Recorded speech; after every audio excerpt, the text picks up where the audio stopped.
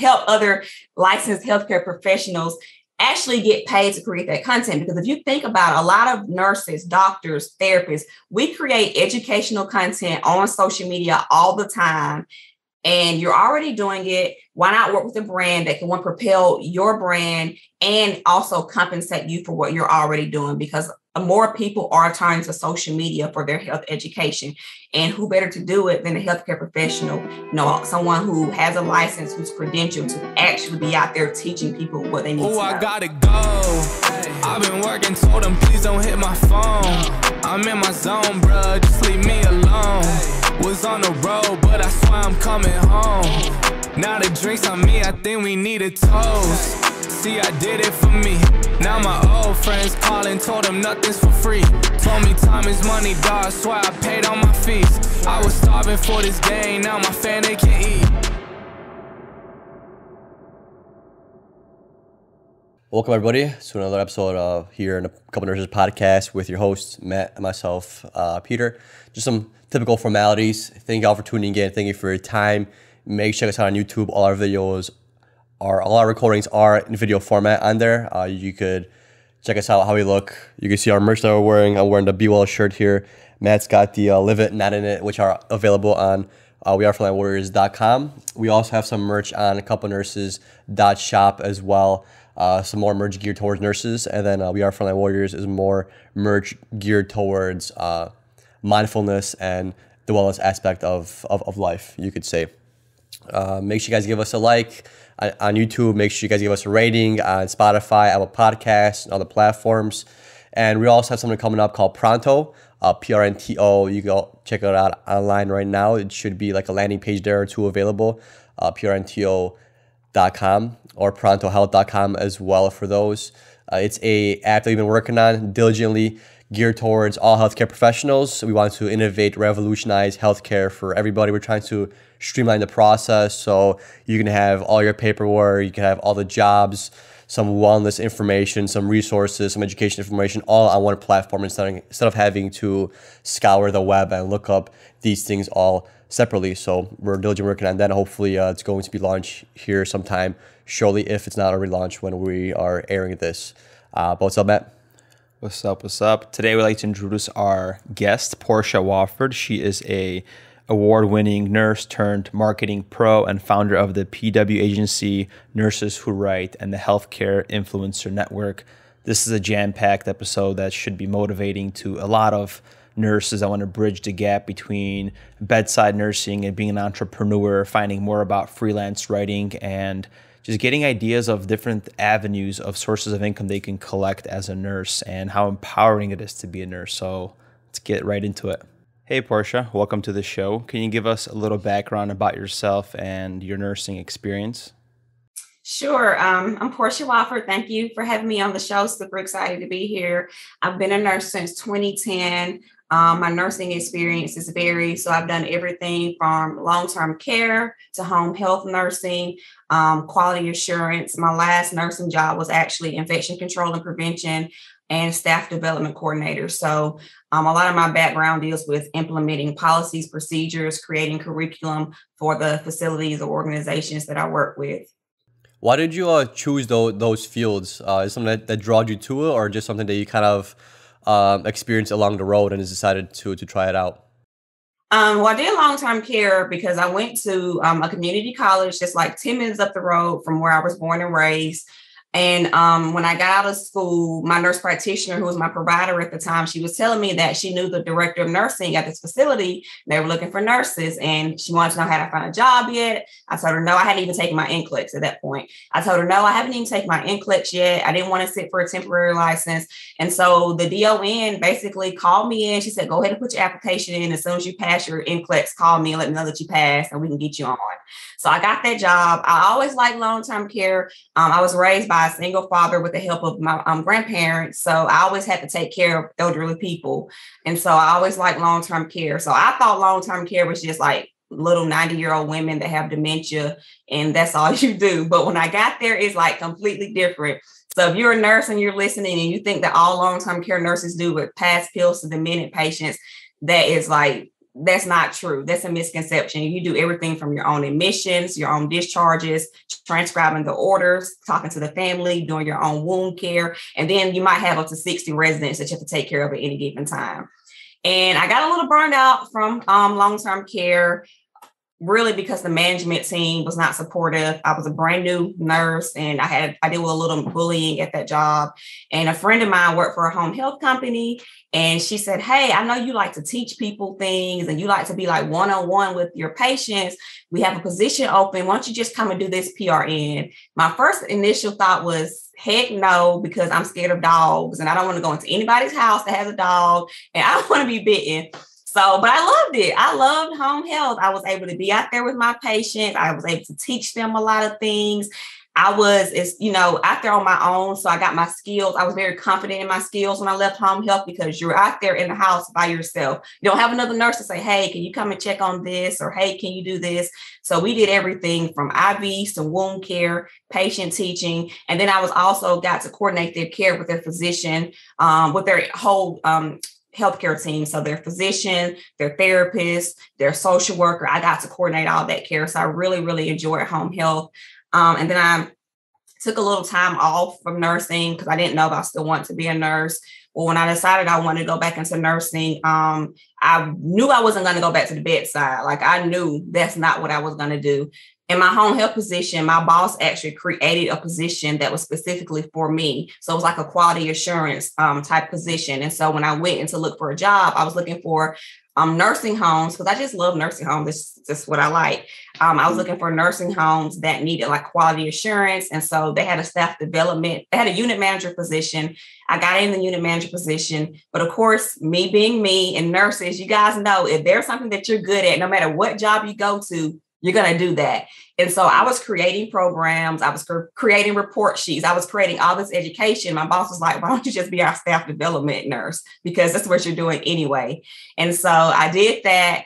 And that was in 2019, they asked me to take over infection control. So I did infection control / that staff development. And then COVID hit in 2020. So infection control was like my main job. So I've always liked to teach. I've always liked to educate. I've always liked to create things. And so I just have been blessed in my nursing career to be able, I'm the type of person that if I see something's wrong, I'm going to fix it. I'm going to like look at all the research. Then I'm going to present it to my boss. And fortunately, because I've had bosses who either just didn't want to deal with it themselves, or they saw something in me, they were able to let me like kind of take on these positions and create these roles for me. Yeah, you seem like you'd be right there, perfect for like quality assurance and definitely the developmental aspect of it as well. Did you start to get into anything like on the side of nursing?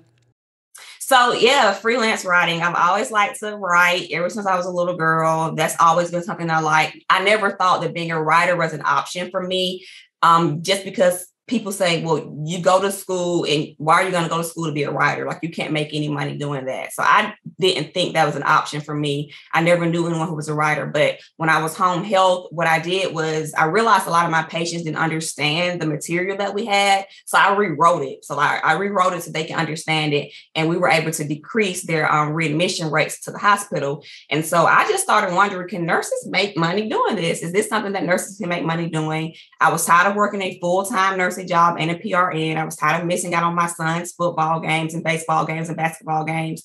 And so I reached out to a brand and I said, hey, I'm a nurse and I really like what you guys are doing for nurses. Do you guys hire nurses as writers? And they said, well, we'll give you a test piece and we'll see what you do. And I wrote the test piece and I blew it out the park. And then they offered me like a contract position as a freelance writer for their brand. It was a really big nursing brand. That was my first ever job as a freelance writer. And I loved it. And I just kept hustling that freelance writing side gig until I built it up to what it is today as a content agency. I love how you took this unique role in your nursing career where you didn't just go to bedside and did like the typical thing that everybody does. So kudos to you. And I just wanted to take a step back from freelance writing and maybe talk about a little bit about the barriers that you've seen in home health and maybe your infection control nursing home area. And I think you already mentioned one, which was the language barrier to break down writing correct and make it easily digestible for for literacy for patients to read, right? Yeah, I noticed that in the area that I worked in, very low poverty rate. And so the literacy rate was not, it wasn't, on nurses level. And anyway, in the United States, I think the average person reads on like a 7th or 8th grade level anyway. So I just noticed that. And that's one of the barriers that I noticed. Another barrier was poverty. So not being able to afford their medications, not understanding how to call the doctor to set up an appointment, or if they had a question, they were afraid to ask the doctor, or maybe they didn't know the right words to say to ask the doctor. And then lots of times they were communicating with their physician or the therapist, or whoever they were communicating with, they didn't understand what they were saying. But a lot of times patients are ashamed to say, well, I don't understand that. But I think as nurses, we can kind of pick up on that. You can look at someone and tell, okay, he or she doesn't really understand what the physician just said. And so as nurses, I think it's just second nature to us to say, hey, did you understand what he was saying? Well, basically, this is what he or she was saying. And we break it down. So I think all nurses have that ability, just because that's just something that we do. We don't even think that we do it. Is there like a favorite type of writing that you like doing? I started out doing a lot of nursing related content. So anything that affects nurses, I still enjoy that. My team, we still do a lot of pieces on that, but we've been diving more into health equity and increasing access to care. And so I've been really deep diving into researching that. And so that's going to be the pivot that I take when I continue to write for brands, is health equity and just increasing access to care. That's something I'm very, very passionate about. In addition to being a nurse, I also have a degree in healthcare administration, and my focus there was health equity. So that's something I'm very passionate about. And then do you have your own agency, or do you still work for that one agency that you started with?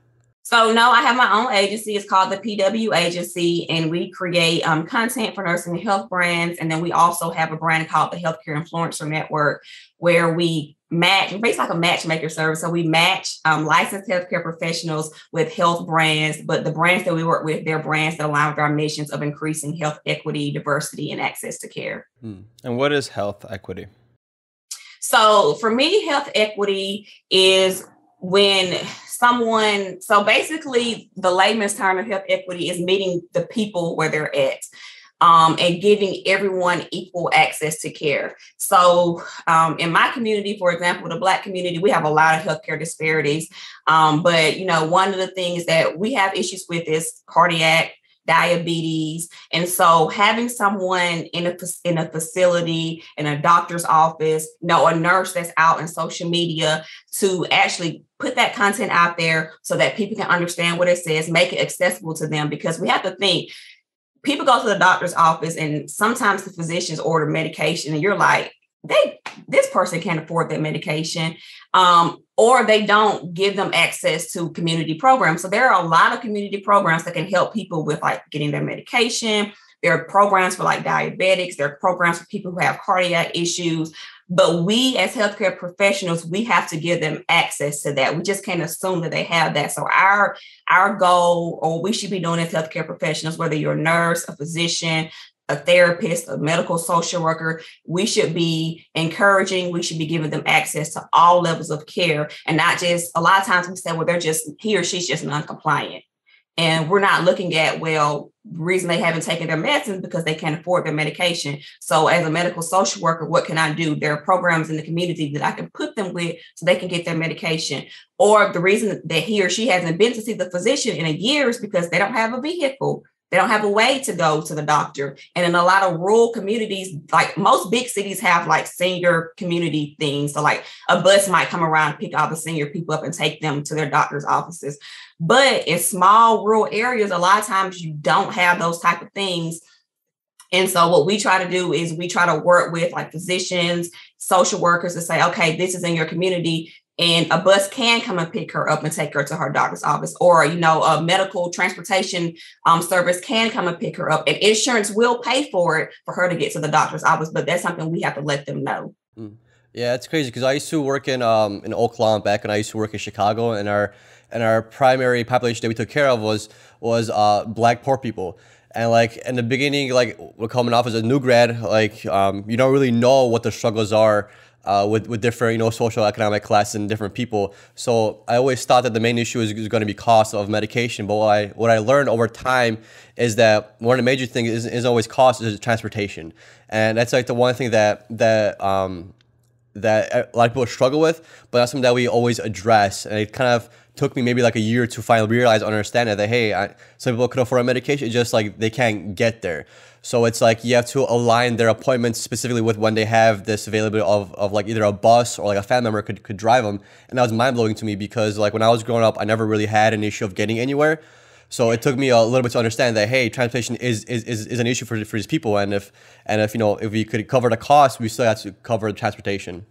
But one question to you is how did it feel like, and what was the process for you starting your own business? Because you went from working at an agency, you've always been working for somebody, and now you've kind of just took matters into your own hands and just started your own agency. So how was that process for you?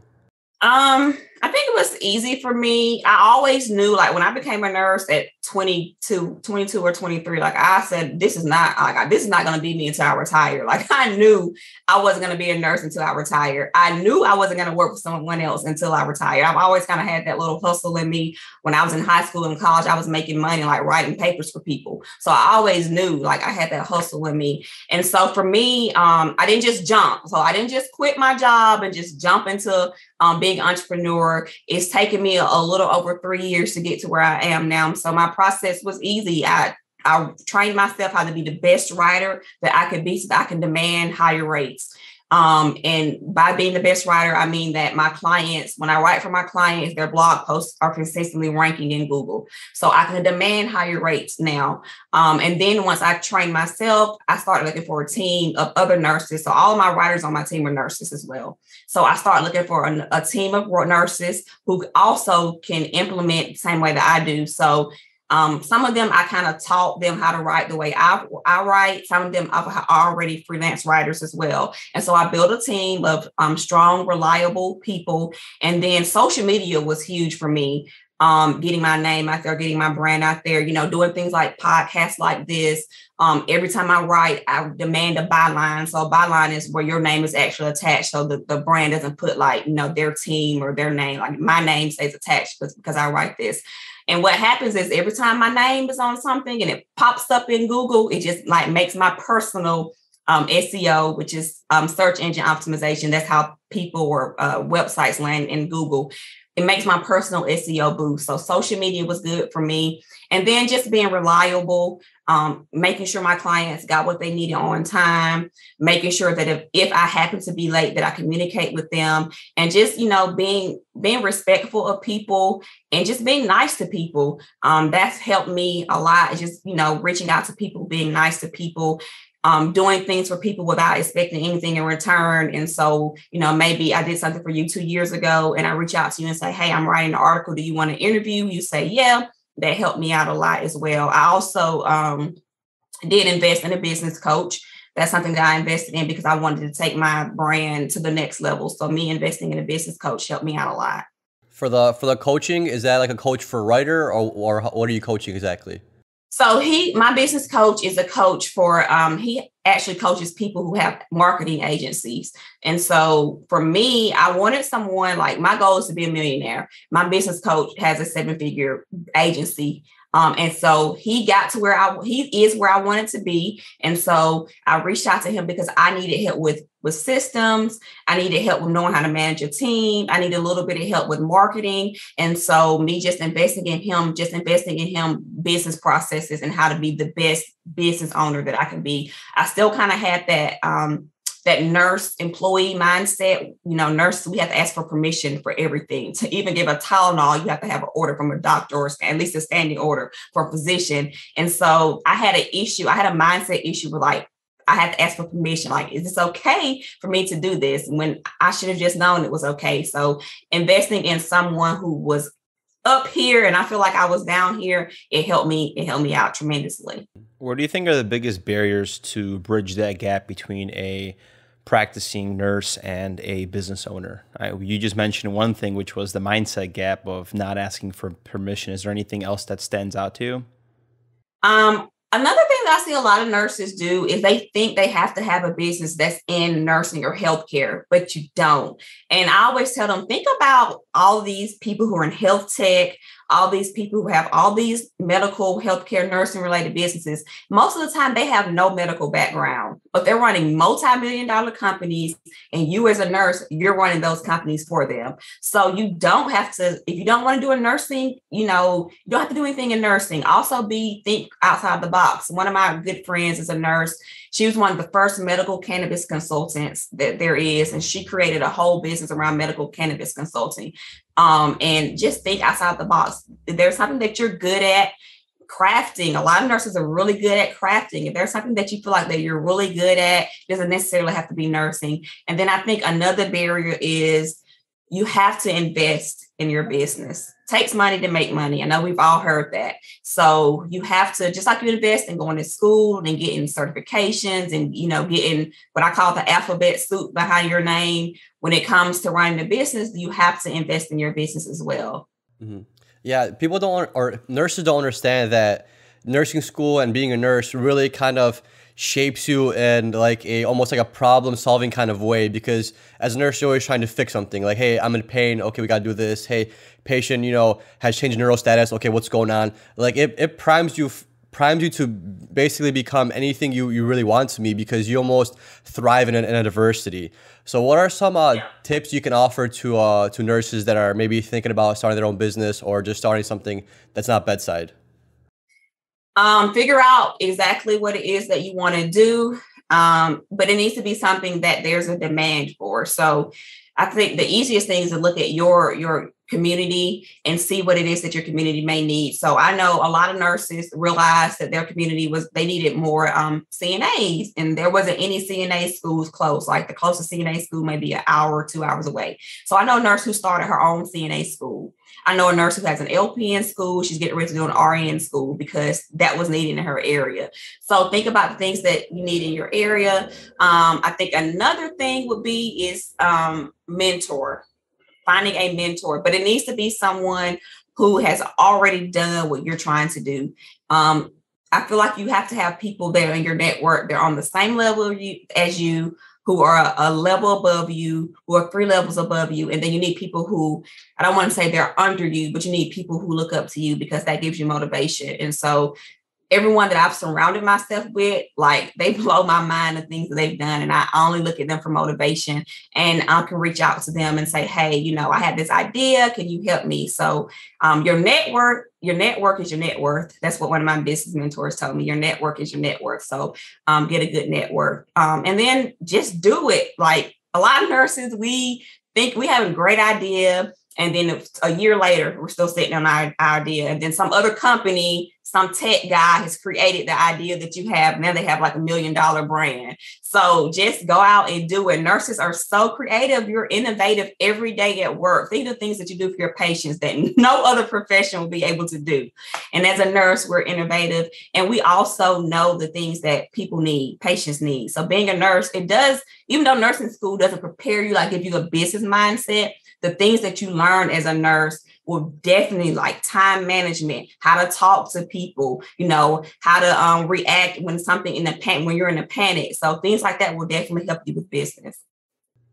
That's a very good point. It's like that analysis paralysis too, when you're just saying, just go do it, because you already have the tools that you really have. And sometimes when you take action, you already have your intuition that downloads all this information, not just the rational mind, and just kind of, it'll give you the next steps on what to do things.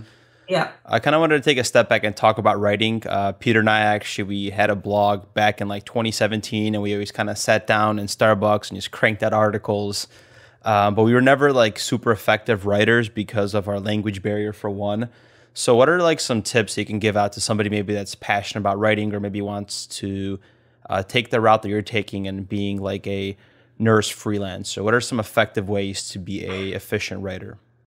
The first thing is that everything that the way you learn how to write in college or high school is not going to work. And yeah, it's not going to work in blog writing, because, and a lot of nurses struggle with that. I've noticed that in my course, a lot of nurses struggle with that.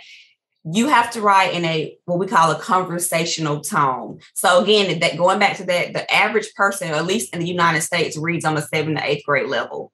And so you have to be able to speak the language that the audience is speaking, write in a conversational tone. So all that scholarly writing, academic writing, that's not going to cut it if you're trying to write blog posts for brands. And I keep saying blog posts because that's the easiest way to get into writing. It's, very easy to learn how to write a blog post. And you can make a lot of money writing blog posts because, people, we're a microwave society. People want to read something quick and fast.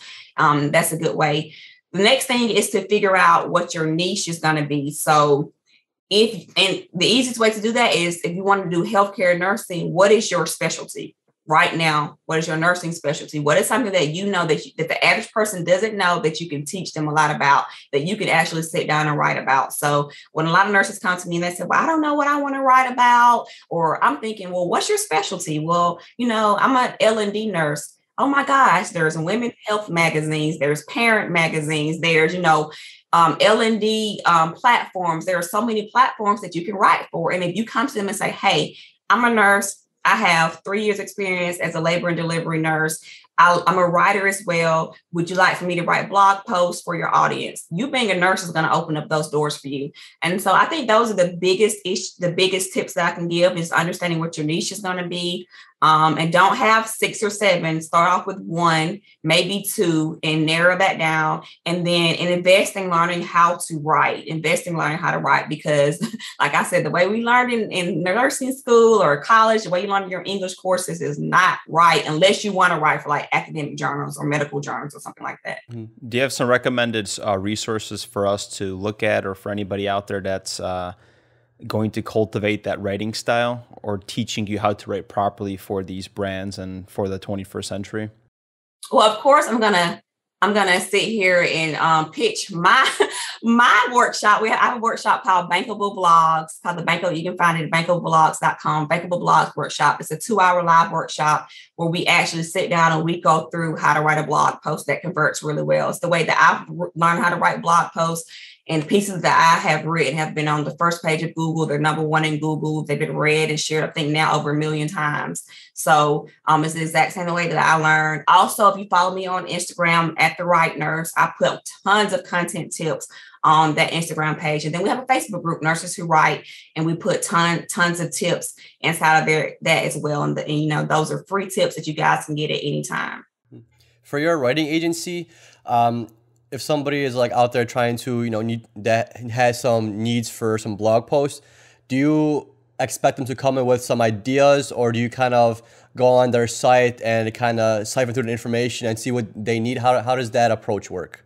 It works both ways. We have some clients that come to us and they ask us to pitch ideas. And so my team will pitch ideas and we'll shoot them to the client, and the client will tell us, yeah, that'll work, or no, that won't work. And then we have some clients who already have an idea of the topics that they want. They just give us the topics and we do like a lot of keyword research and things like that. And then we produce the content for them. So it works both ways. It's about 50-50 for us. And then do y'all do any, like, for example, SEO optimization? So somebody already has a page and all they want is just to, trend high on Google. Do you guys offer that as well?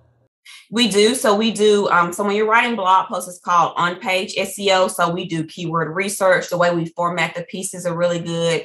Some of our clients, we offer what a meta description. So meta description, like if you Google something and you usually see like the title of the page, and then you see like a little 5 or 6 lines under that on the Google homepage, that's the meta description. So we do that for our clients as well. And then we do offer like in-depth back page or off-page SEO. And that's actually where like you go into like the back end of their website, and then my team builds it. So that's really techie. But most of our clients, so right now we work with like a lot of corporations. We don't really work with small businesses anymore. Most of our clients are corporations. So they already have a team for that. We just write our blog posts, follow SEO guidelines, and give it to them. Mm-hmm. Okay.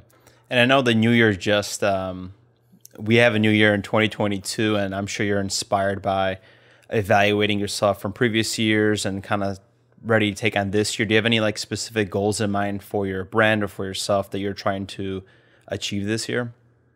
Yeah, I want to put myself back out there. When I first started branding myself, I was like the forefront. I was the face. I did a lot of podcasts and webinars and things. The last 2 years, I've kind of been behind the scene. I really don't write as much. So this year, I'm going to get back into writing more, doing things like this, putting myself out there. And then the Healthcare Influencer Network, that is my baby. That's going to be like the biggest health tech company ever for healthcare professionals. So if you're a licensed healthcare professional, please make sure you register for the Healthcare Influencer Network, completely free for healthcare professionals. But our goal is, we don't want to be a network where our influencers are just promoting like scrubs or stethoscopes.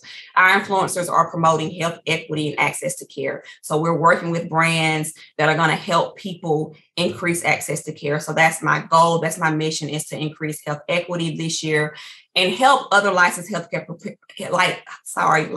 other licensed healthcare professionals actually get paid to create that content. Because if you think about it, a lot of nurses, doctors, therapists, we create educational content on social media all the time.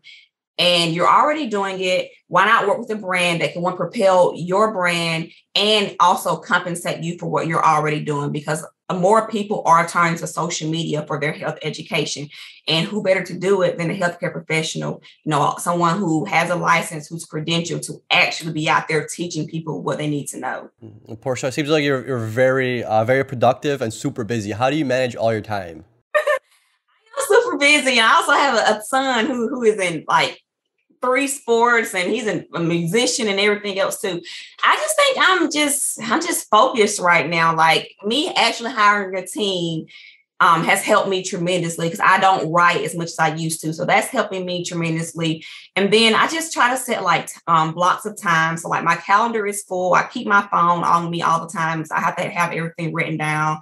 I have an assistant who's a nurse as well. As you guys can tell, I like giving nurses jobs. She's a nurse as well, and she keeps me on my toes. And I'm just like really focused. And if I don't want to do something, I don't do it. I think being a nurse, we have that mindset of, oh, I don't want to go to work today, but if I don't go to work, then they're going to be short and then I'm going to feel guilty. I'm past that mindset. Like, I don't think I have like a nurse's mindset. I do have a nurse's mindset when it comes to helping people, but as far as everything else, I don't. If I don't want to do it, if it's going to cause me stress, then I'm just not going to do it. And that's it. And it'll be okay. We still have tomorrow to get it figured out. Yeah, a lot of nurses definitely do that, like that self-sabotage thing where they put in those extra hours at work. They work 5 nights a week instead of their standard 3, because they always feel that guilt. Like, I should come in. I'm a nurse. This is what I was made to. This is what I went to school for. And they self-sabotage on like in the long run. But you clearly have a really good understanding of yourself and your priorities, and you don't fall into that trap. I think I do. I think also being a mother has helped me, because my son is like my priority. And so now that I have the freedom to say, I don't have to ask my boss if I can be off to go to my son's game. So to me, that's the biggest thing. So if it's anything going to negatively impact him, then I don't do it. If it's going to affect my time spending with him, I don't do it, because he'll be out of the house before I know it. And these are the moments that count. And I just, that's just how I live now. Like, I do things that's best for me and for my family. You were very aligned, which is important. A lot of people don't know their wants and needs in a sense, and they just like you mentioned, guys, just self-sabotaging and then not being aligned with that, and then be like, damn, I didn't really want to do that. They didn't really want to work those 5 shifts, and they just feel guilty because they did it for the people-pleasing abilities or whatever the case was. Or even like the fear of missing out. Like when your friends go out and you should probably stay in because you just worked 5 in a row, but you don't want to miss out on some opportunities or whatever. You have to like really be dialed in and understand that, like, I know I want to do this and that, but it's like I don't have time for all that. So let me just pick what I actually want to do. How do you find time for yourself? And when you do, what do you enjoy doing? So I have a schedule, just like I was when I was a nurse. I have my hours of operation. Tend to take half Fridays off. So by 11 a.m., I'm typically off on Fridays. And then I just shut everything off. I'm not answering your emails. If my team slacks me, I'm not answering your Slack unless it's like super important. The weekends are for me, for my son, spend time with my grandmother, spend time with my siblings. I love to eat. I'm a foodie. I love to go out and eat, but I really enjoy just sitting at home, binge watching Law & Order SVU. I just sit at home every day and binge watch Law & Order. I love to do that. And that's just something that I like to do. And, I like to just be a little lazy around the house. I am, this year, I'm going to learn how to speak Spanish. So that's a personal goal of mine, is to learn how to speak Spanish. That's something that I've been wanting to do for a long time. And so I really believe in personal development. So me learning how to speak Spanish is going to be personal development. I'm also looking at master's degree programs to see what I want to do. I want to do something in health equity. So that's something else. I love to learn. I think that's just the writer in me. And so anything that I can do that I want to learn, I'm going to do that. But as far as just shutting off my mind, like Friday through Sunday is my family time. Sunday, I don't leave my house for anything. Like I'm not going grocery shopping. I'm not doing anything. I'm sitting in my house and I'm binge watching Law and Order HBU. And that's just how my week goes. And of course, I love sporting events because my son is an athlete. So anytime we get to go to, he keeps me busy year round between baseball, football, and basketball. But anytime he has 3 weeks or so off, then we get to go to like sporting events. We like to do that. And we love Marvel. So we love Marvel comics as well. So we get to go binge watch, whatever's on Disney Plus for Marvel comics. So we like that. Yeah, that's awesome. Like I remember growing up, like living back at home, I could never figure out like, why do my parents always hang out at home during the weekends? Why do they always just like do nothing when they have time off? And then when I started getting older, started getting busier, I'm just like, damn, doing nothing sounds fun as hell, because we all get so busy. Yes, and it took me so long it took me so long to understand that like the beauty of doing nothing is actually like you just having a moment in time to relax, especially in like nursing and what me and Matt do with this podcast and all the other stuff, where it feels nice to just sit down and just like not do anything for a little bit. Sometimes I would rather just sit at home, do nothing, and then go outside and like do some activity, because you just get tired and life gets busy. So sometimes you just want to kind of just settle down and just recharge. Yeah, recharge, almost be numb for just that day. Yeah, it definitely. I think more nurses should do that. Even if you're not like, even if you don't want to have your own business, if you just, if you're gonna work as a nurse, just take some time for yourself. Nurses are going through so much right now, and I just take some time for yourself, and it can make a big difference. Just shutting off your mind, and you're just saying, today is for me. Like my son knows that, like, Sunday is for me. Don't ask mom to take you anywhere. We're not going anywhere. You're gonna get in the kitchen, fix a sandwich. I'm not, we're not doing anything. Today's just for me. Oh yeah, amazing. And I know your current obsession is building your network for 2022. So I just wanted to take a step back and talk about health education and disseminating health education, how social media plays that important role. And I like how you also mentioned the way nursing influencers are, where they're just kind of like promoting a product because, that's an easy route to go. It's an easy route to make some quick cash, but there's this long-term game that you could play, and you could provide proper education for different brands, for yourself as an influencer, and educating the public all with that. Yeah, so I've been doing some research on like health equity, the impacts of social media on health outcomes. And the research is there that especially since COVID, because everyone's at home, you couldn't go out. A lot of people have turned to social media for like health education. They're even turned to social media to decide what physician or what provider, because all providers are not physicians. We have nurse practitioners, you have PAs. So what provider they should go to. And so what I've noticed, a lot of nurses, even the ones who are promoting like the scrubs or the stethoscopes, when I look, and not only nurses, we work with like all licensed healthcare professionals. So what I've noticed is that a lot of them, even if they're promoting like a scrub brand or a stethoscope or a shoe brand, also on their page, they're promoting a lot of like they're doing a lot of health education. They're telling you, like, for example, during Breast Cancer Awareness Month, I saw so many nurses showing women how to do self-breast exams. And why not partner with a brand that already, that's their audience. They're working with women, maybe an oncology center or something like that. Why not partner with that brand and say, hey, I'm a nurse. I'm really passionate about women's health. I'm really passionate about, letting women know about breast cancer awareness. I can create content for you. And then, you get on your Instagram, your TikTok or whatever, and you show a woman how to do a self-breast exam. So you're showing them how to do that, but you're also getting paid from that company. And that company is also getting really good content, because you have to think a lot of people are giving health education on social media and they have no business doing it because they have no medical background, no nursing background, no healthcare background. And a lot of times the information is incorrect information. And a lot of these people are influencers who are doing these things, and they have 30,000 people that are following them, and they're putting out the wrong content. But as a nurse, as a physician, as a therapist, you actually, one, you're not going to put out any content that's incorrect because they're going to take your license from you. And then two, we already do that every day. So why not do it? And I think that working with healthcare professionals is the way that health and nursing brands need to go, because we are the ones, especially nurses. Again, this year, again, they nominated us, they voted us as the most honest or trusted profession. So why not, work with the nurse to do that? And that's what I'm passionate about. So many nurses come to me and say, I love what you're doing. And then also a lot of times brands don't understand that follower count doesn't, that's not quality. A lot of people pay for their followers.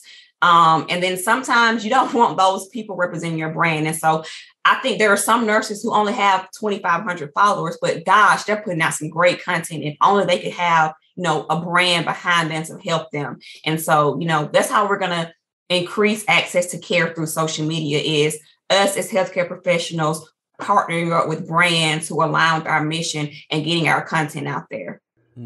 That's powerful. And just like you said, it's important more than ever because we have like wishy-washy content, and we can make it more powerful, especially from a nurse that already has a background in, science and education and being a patient advocate. And we could definitely make a change in healthcare for the better by using what we already have, just like you mentioned, and just putting it out there into the world. And it's been an interesting year for us because I feel like a lot of content from the nursing community has been more of this victim mentality, which is nothing wrong, but we had a pandemic, but it was more just about, oh my God, I feel so oppressed by healthcare and everything happening. So we just need to kind of turn the table for 2022 and just feel empowered and know that we could bring change.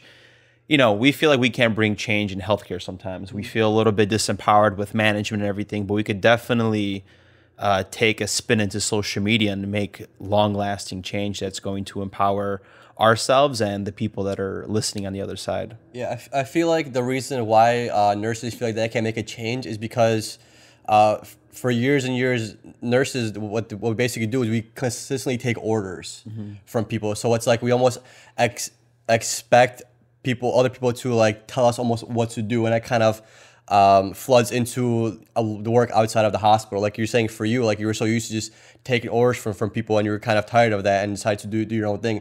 I feel like that's why it's tough for nurses to all kind of band together and make a stand fully together, is because of constantly at work, we're just used to taking orders. Nothing really is asked of us, like, what do we think of this patient? Like, what do you think we should do for them? No one really asks us.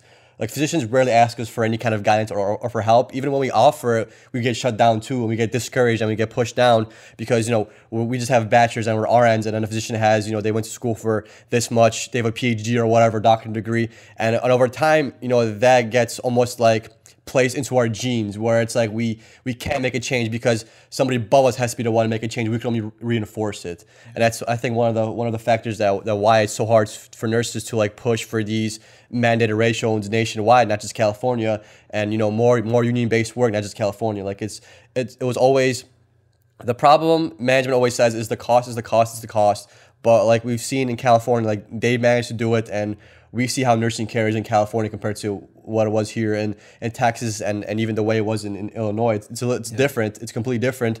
And we could all attest that, or me and you, because you haven't been to California nursing, but we could attest that I was a lot more satisfied working in California in a union hospital with state mandated ratios versus working here and in Illinois. And you felt like you provided better care because you just had more time to do certain things, and you kind of knew what was expected of you. Yeah. And so hopefully we can slowly start to realize that nurses in like a cohesive environment together, we're very powerful. There's over 1 million of us. Like we're the biggest, you could say, field in the whole healthcare field. You could say the biggest, the most staff people, and we have a lot of power. It's just the fact that the role we play in a hospital, we don't have a lot of power there, but that does not mean we can't transition that to like changing legislature or just changing the work environment, Right. Yeah, and there are some nurses who are doing some amazing things. So we are using social media. And like you said, I don't necessarily say we're complaining, but I think that nurses are starting to hold these organizations more accountable. And our nursing associations, that can be a whole nother, podcast, holding nursing associations accountable to nurses. And there are nurses who are using their platform to call out these associations, to call out, the inequities in nursing, to say we need more diversity in nursing from, the ground level all the way up to education. So I think, as we see 2022, I read somewhere that by the end of 2022, 500,000 nurses are supposed to leave the bedside. That is a lot of nurses. And if these companies don't start doing something about it, then who's going to take care of the people? They say they don't want to, we can't increase because of the pay. We can't mandate ratios because it costs too much. Well, how much is it going to cost you if 500,000 nurses leave the bedside? And so that's another one of our initiatives with the Healthcare Influencer Network is to get more nurses into nursing, using nurses that are influencers. There are some nurses who are really powerful influencers, like Sarah, she's a really powerful one. Abby, she's doing really good things as well. And so working with nurses like them to hopefully, change, some of the things that are going on, doing what we call pipeline programs. So medical schools have pipeline programs where they work with kids from middle school all the way up through the time they graduate. We need more of that in nursing where we work with, and I think community colleges will be really good for that. And that also will help increase the diversity in nursing, because nursing industry is not diverse at all. And it needs to be more diverse. And that's another way we can increase health access and increase health equity is to get more people who look like the people that they're taking care of. Mm-hmm. 100%. Yeah, because even when we're in Chicago, I'm taking it back. You said the whole diversity thing is most of our patients, where I was in Oak Lawn, they're Black, but maybe I want to say 5% on the nurses on the unit or Black. Even like in general, the staff there, was majority white. So that makes sense. I never really thought about it that way. Like having getting taken care of by a person that's like the same color as you or same ethnicity or same background, and that'll play a different role in care because you're Black, I'm white, we're from different cultures, right? So I do things a little bit different than you do, and I'm sure a lot of people would appreciate the same culture taking care of them. So there's not any kind of misunderstandings or any kind of miscommunication because you understand Black people better than I do. Well, it is what it is. It's just like a woman might prefer a woman physician to take care of her. There's just certain, and then, language barriers as well. I'm sure in California, there are a lot of Spanish speaking population. And so, having language, someone who understands your language, not just culture, but your language as well, it just helps increase. And there's tons of research on that too. It just helps increase health equity. But the only way we're going to do that is if we increase diversity in nursing, because I feel like nurses are the ground level of healthcare. Like without nurses, healthcare doesn't move. And that's just a fact. Right. Yeah. Like I remember one time I was a new grad and I was going to get ready to wash the Black lady's hair. And she looked at it like I'm crazy. I'm like, she said she got a weave or something. And I didn't know what that was at that time. And she's like, why wash my hair? My hair is fake, She had to explain that whole thing to me because, I wasn't used to women having fake hair.